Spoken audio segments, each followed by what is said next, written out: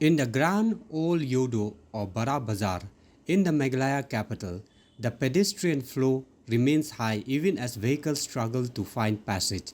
The market is bustling with activity as shopkeepers sell different wares and farmers offer local produce. Located adjacent to the market is the Harijan colony or sweepers line at Them Yo Malong, where the residents, Punjabi migrants who have known Meghalaya as home since the British era, mill about their houses, structures of tin and cement that are cramped together along a narrow street. The small pocket of residents pulls the attention all over suddenly on May 2018 after a scuffle between a Sikh woman and a local tribal resident resulted in wider unrest. Security forces were rushed to the area in the aftermath and several affected pockets put under curfew for over a month. Over the years, there had been constant discussion to relocate the residents of this colony to a suitable place within the city.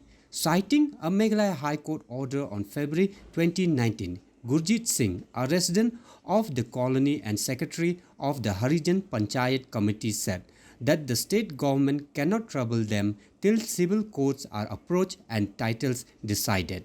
2 years ago, the Meghalaya High Court had directed the government and all other agencies not to disturb the residents of the Harijan colony in any manner. If at all they want to remove or evict them, the court said they ought to approach the civil court, which will pass a judgment and direct the title in accordance with law. We have been living here since so many years. The land now belongs to us, said Gurjit. हमारी जो community है यहाँ पे 200 साल से ज़्यादा समय हो चुका है यहाँ पे रहते हुए, और ये जो ज़मीन है ये उस टाइम हमें राजा ने दी थी, तब राजा ने दी थी, लेकिन अब तो हमारे लोग यहाँ पे इतने सालों से रह रहे हैं तो हमारा अधिकार है।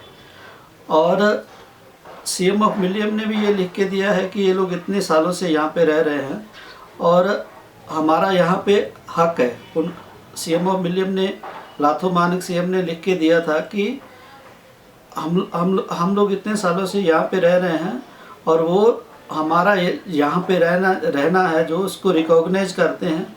और हमारा जो कम्युनिटी है उन्होंने जो यहाँ पे इतने सालों से काम किया, सेवा किया, ये शहर को डेवलप करने के लिए हमारा भी बहुत बड़ा योगदान है। हमारे पास तो हाई कोर्ट का जब भी गवर्नमेंट का तो पहले से नज़र है यहाँ से हटाने के लिए, तो जब सरकार ने ऐसा कोशिश किया है तो तब हाई कोर्ट ने हमें मतलब रिलीफ दिया है और सब स्टे ऑर्डर वगैरह है हमारे पास में। तो अभी ये 2018 में जब हुआ था ये इंसिडेंट, तो तब भी हाई कोर्ट में हम लोग गए थे, तो हाई कोर्ट ने जजमेंट दिया है ये कि ये जो आप लोग यहाँ पे जितना देर चाहे यहाँ पे रह सकते हैं, और अगर गवर्नमेंट को हटाना है यहाँ से, हम लोगों को अगर गवर्नमेंट ने हटाना है यहाँ से, तो वो सिविल सूट करके उसमें मतलब जितने भी जो प्रोसीजर है वो फॉलो करके तब हटा सकता है यहाँ से। सुप्रीम कोर्ट में भी केस पेंडिंग चल रहा है, हाई कोर्ट में भी 2 केस पेंडिंग चल रहा है, और उसके ऊपर ये हाई लेवल कमेटी का इन्होंने रिपोर्ट दे दिया, जबकि हाई लेवल कमेटी को ये अप्रैल महीने का जो ऑर्डर है 9 अप्रैल का, उसमें हाई कोर्ट ने बोला है कि कोई भी ना पंचायत कमेटी ना ही हाई लेवल कमेटी कुछ कार्रवाई कर सकती है।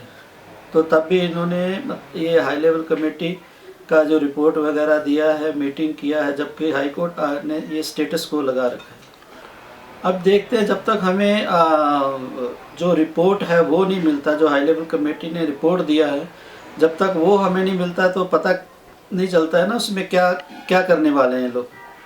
तो हमारा जो कार्रवाई है, हाई कोर्ट में ऑलरेडी केस पेंडिंग है, 2 केस पेंडिंग है, सुप्रीम कोर्ट में 1 केस पेंडिंग है। तो जो भी कैबिनेट में डिसीजन लिया जाएगा उसके अनुसार ही हम लोग आगे का कार्रवाई करेंगे।